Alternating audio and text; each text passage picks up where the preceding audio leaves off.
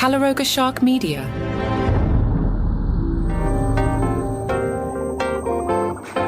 Normal episodes through the holiday, including tomorrow. I've got a great piece from Jonathan Kite for you tomorrow. Hello, I'm Johnny Mac with your daily comedy news. MAGA comedian Shane Gillis. I don't know why the headlines call him MAGA comedian, but MAGA comedian Shane Gillis thinks President Donald Trump is approaching, quote, Biden brain territory. There was a conversation on Matt and Shane's secret podcast. Matt asked Shane, you think he's getting dementia? Shane responded, I don't know. He just seems a little slower than usual. McCusker said there's speculation that T-Dog might be rocking Biden brains. Gillis said he's definitely not at Biden brains yet, but he's circling the drain. Shane also felt the quiet piggy line was effing crazy. It's pretty wild. I just can't think of how embarrassed that lady must have been. Friend of the show, Jason Zinoman, he writes for the New York Times. He went to see Louis C.K. under the headline, A Meditative Louis C.K. Takes the Stage. Don't call it a comeback. Louis C.K. plays concerts all over the world, from the Riyadh Comedy Festival to the Beacon Theater in Manhattan. We're told C.K. said, you can live a great life, but you're still alive after that part. Apparently, a big chunk of this set is about aging, getting older. Jason writes, what's faded in the memory is that Louis was once treated like a secular saint. The word genius was frequently thrown around. Critics bent over backward to interpret his sick jokes as the work of a progressive philosopher king. This was always a stretch. Louis C.K. has always been far more committed to exploring discomforting thoughts and forbidden territory than in advocating any position. He still is. The anxiety and fluster that powered so much of his work has been replaced by a disarming equanimity when he evokes the darkest subjects. The biggest twist might be that he rarely approaches any with anger. Jason adds, what has most diminished is Louis C.K. as social commenter. His new hour is almost aggressively anti-topical. What has replaced it is a bit surprising. C.K. is now fixated on faith, mentioning religion in every special post cancellation, even breaking out a Bible in one bit. It might seem like an odd shift since he remains a committed non-believer. Jason ends with, here, Louis C.K. showed us the upside of living a long time. It meant that he could not only develop his craft, but also the confidence of taking a risk and pulling it off. Lengthy piece in the New York Times, and you should always read Jason Zinoman pieces. Sebastian Maniscalco told Good Morning America that SNL asked him to be part of the Marcelo Hernandez sketch. Sebastian explained, I couldn't because I was doing a show in Palm Springs. I'd love to host SNL. If people out there are listening, I'd like to do SNL. If Lauren's watching, I could see him hosting SNL. That seems pretty close to a no-brainer. Maybe have Marcelo bust that impression out one more time, and then you ask Sebastian to host in the spring sometime. That's not crazy talk. Maniscalco likes the impression. Listen, it's very flattering that he did that. I thought he did a great job. Obviously, it was really over the top. Was it? I'm not sure you've seen your own trailer. Obviously, it was really over the top, which made it funnier. Cam Patterson, who's going to wind up doing 1 year of SNL, says Johnny Mac, has wisely scheduled a comedy tour, 44 dates around the country, January through June, during weeks off from SNL. And then after June, he'll probably have lots and lots of weeks off from SNL. Just saying, do you watch the show? I do. What has he had, 4 lines?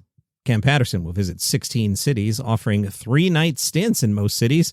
Kevin Hart dropped a special on Netflix. He also went on the Diary of a CEO podcast, a lengthy interview. I haven't listened to it yet, but I did read the transcript. Kevin Hart said, I'm a very driven individual, and I'm driven off ideation. I like the fact that you can have thoughts, and if you're in love with the thoughts that you're having, you can be energized to bring those thoughts into a bigger reality. That's the real fuel to the brain for me. There's no success without failure. They go hand in hand, and with the failure comes amazing lessons, adjustments, and you get sharper because of the stuff you've done wrong, or you didn't know to approach a certain way that now you know how to approach. So I embrace the concept of failure just as much as I embrace the win of success. I feel like I'm doing a service of good. If I can make people feel better, if I can brighten up your day, it's a service of good. It means I'm like a shepherd of some sort. I'm responsible for making people feel better. Robbie Hoffman has a premiere date for her Netflix special. It's called Wake Up. It is notably directed by John Mulaney. Pay a lot of attention to Robbie Hoffman. When this got announced and I was putting together the show I host on Live One, which is called The Weekly Comedy Thing, it's like this, except a lot less me, but I can also play stand-up clips. So if I were telling you the story, I would play a clip by Robbie Hoffman here. On the show, I really can't do that.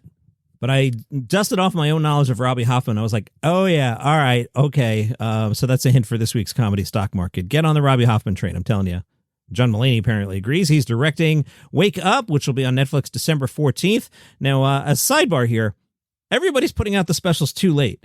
I'm working with a publicist who's going to share my list of the top specials, and my homework's due December 13th. So there's like this one, Segura, Gervais. They're all coming out too late. Come on, people.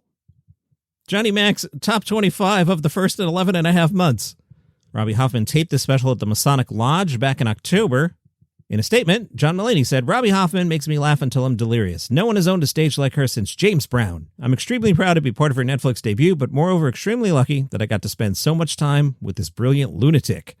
Patton Oswalt had some opinions on the intersection of politics and comedy and, that notable politician dude. I'll let Patton explain it.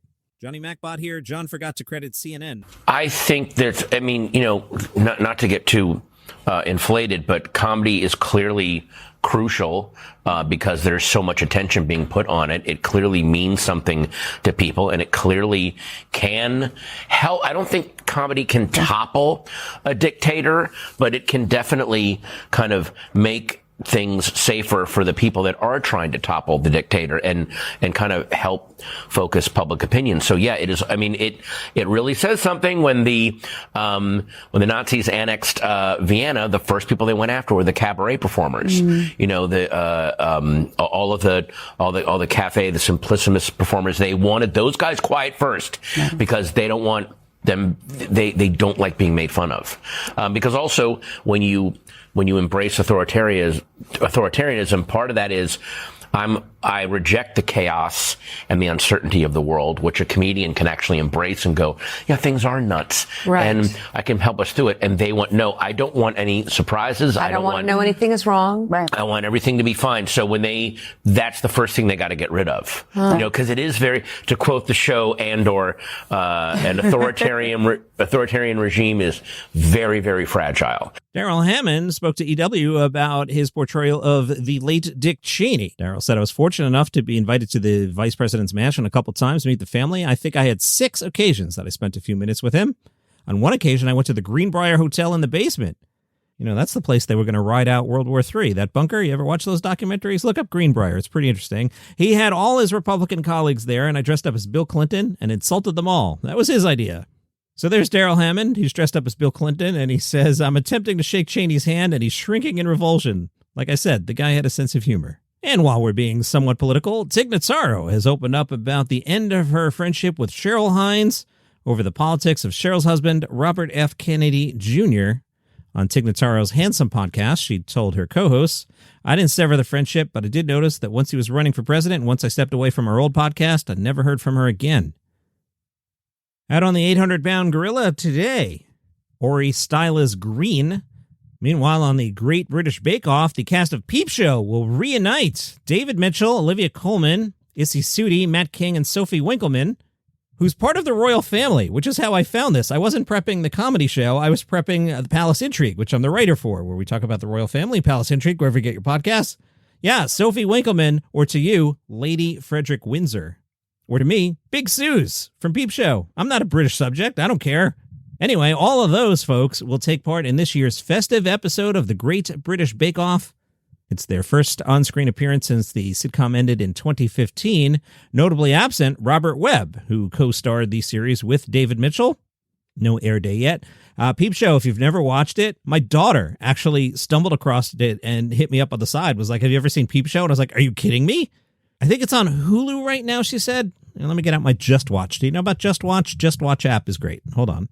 Oh, wait. I almost accidentally supported fascism. Yes, it's on Hulu, but, don't do that. Buy some DVDs and watch it that way. Don't just push that green Hulu button on your Roku remote and be like, it's Thanksgiving weekend. Johnny Mac said this show's good. I'm going to watch Peep Show on Hulu. No. You get yourself some DVDs. Hey, look, I just clicked on something.